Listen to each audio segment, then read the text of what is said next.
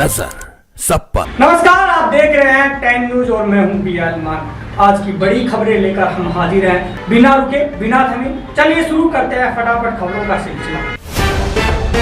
प्रधानमंत्री नरेंद्र मोदी ने भारतीय एआई स्टार्टअप्स से made in India, made for the world की सोच के साथ आगे बढ़ने को कहा है। उन्होंने नैतिक, निष्पक्ष और पारदर्शी एआई मॉडल विकसित करने पर जोर दिया और भारत को वैश्विक एआई नेतृत्व की दिशा में ले जाने की बात कही। अमेरिका में फ्लाइट शटडाउन के कारण विदेश मंत्री एस जयशंकर को न्यूयॉर्क पहुंचने के लिए 670 किलोमीटर सड़क से सफर करना पड़ा। वह संयुक्त राष्ट्र महासचिव एंटोनियो गुटेरेस से मिलने जा रहे थे। पूरे सफर में कड़ी सुरक्षा व्यवस्था रही।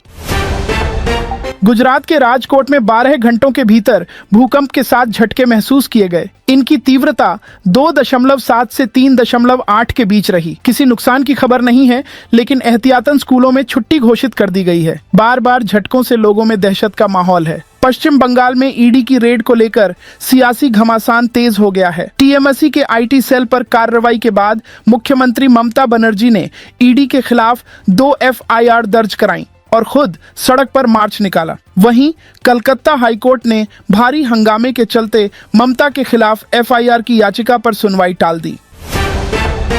ग्रीनलैंड को लेकर ट्रंप की धमकी पर डेनमार्क ने कड़ा जवाब दिया है। डेनमार्क के रक्षा मंत्रालय ने कहा कि किसी भी विदेशी हमले की स्थिति में सैनिक बिना आदेश तुरंत गोली चलाएंगे। यह नियम 1952 से लागू है और आज भी प्रभावी है। अमेरिकी राष्ट्रपति डोनाल्ड ट्रंप ने कहा कि मेक्सिको पर ड्रग कार्टेल का कब्जा है और अमेरिका जमीनी कार्रवाई करेगा। मेक्सिको की राष्ट्रपति क्लाउडिया शीनबॉम ने पलटवार करते हुए कहा कि अमेरिका किसी देश का मालिक नहीं है।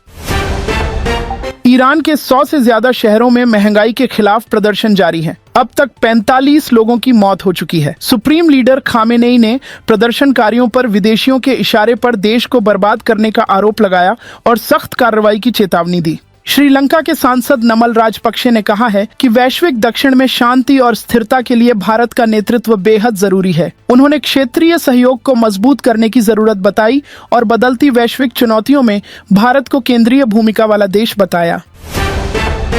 विदेश मंत्रालय ने साफ किया है कि 2025 में प्रधानमंत्री मोदी और राष्ट्रपति ट्रंप के बीच 8 बार बातचीत हुई। एमईए ने कहा कि भारत संतुलित और आपसी लाभ वाले व्यापार समझौते का पक्षधर है। तेल खरीद और टैरिफ को लेकर लगाए जा रहे दावों को मंत्रालय ने खारिज किया। भारत ने बांग्लादेश में अल्पसंख्यकों पर हो रहे हमलों पर कड़ी चिंता जताई है। एमईए ने कहा कि निजी रंजिश बताकर दोषियों को नहीं बचाया जाना चाहिए। विदेश मंत्रालय ने इसे एक परेशान करने वाला पैटर्न बताया और जिम्मेदारी तय करने की मांग की।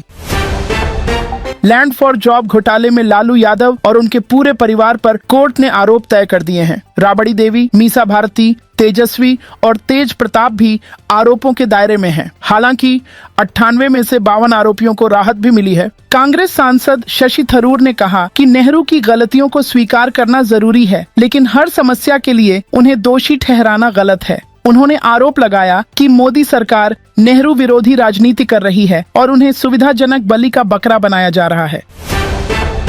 पश्चिम बंगाल के राज्यपाल सीवी आनंद बोस को ईमेल से बम से उड़ाने की धमकी दी गई। पुलिस ने कुछ ही घंटों में आरोपी को गिरफ्तार कर लिया। घटना की जानकारी मुख्यमंत्री ममता बनर्जी और गृह मंत्रालय को दी गई है। राज्यपाल की सुरक्षा और कड़ी कर दी गई है। सबरीमाला सोना चोरी मामले में बड़ा एक्शन हुआ है। एसआईटी ने अयप्पा मंदिर के मुख्य पुजारी को गिरफ्तार किया है। यह इस केस में 11वीं गिरफ्तारी है। वहीं ईडी ने भी मनी लॉन्ड्रिंग का मामला दर्ज कर जांच तेज कर दी है।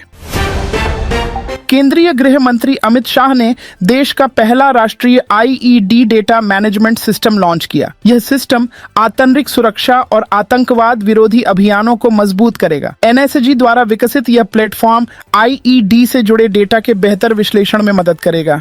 जयपुर में आर्मी डे परेड से पहले फुल ड्रेस रिहर्सल की गई। सड़क पर टैंक, मिसाइलें और आधुनिक हथियार देखने को मिले। रोबोटिक डॉग्स और चश्मा लगाए मुधोल हाउंड्स ने सबका ध्यान खींचा। बड़ी संख्या में लोग रिहर्सल देखने पहुंचे। देश के कई हिस्सों में ठंड ने कहर बरपाया है। राजस्थान में ओले गिरे, मध्य प्रदेश में कोहरे से ट्रेनें लेट रहीं और जम्मू कश्मीर में डल झील के हिस्से जम गए। बिहार में ठंड से 7 दिनों में 1000 से ज्यादा बच्चे बीमार हुए, जिनमें 3 की मौत हो गई। विमेंस प्रीमियर लीग की आज से शुरुआत हो रही है। पहला मुकाबला मुंबई इंडियंस और रॉयल चैलेंजर्स बेंगलुरु के बीच खेला जाएगा। इस मैच में भारतीय वर्ल्ड कप विजेता टीम की 7 खिलाड़ी मैदान में होंगी। कप्तान हरमनप्रीत कौर और उप कप्तान स्मृति मंधाना आमने सामने होंगी। ऑस्कर 2026 से पहले भारत के लिए बड़ी खुशखबरी है। कांतारा चैप्टर 1 तन्वीद ग्रेट समेत 4 भारतीय फिल्में बेस्ट फिल्म की दौड़ में शामिल हुई हैं। अकादमी ने एलिजिबल फिल्मों की सूची जारी की है। नॉमिनेशन की घोषणा 22 जनवरी को होगी। प्रभास की फिल्म राजा साहब भव्यता और वीएफएक्स से भरपूर है, लेकिन कहानी और भावनाओं में कमजोर साबित होती है। हॉरर कॉमेडी के नाम पर फिल्म न डराती है न हंसाती है। बड़े सेट और लंबी लंबाई के बावजूद फिल्म सिनेमा की आत्मा को छूने में नाकाम रहती है।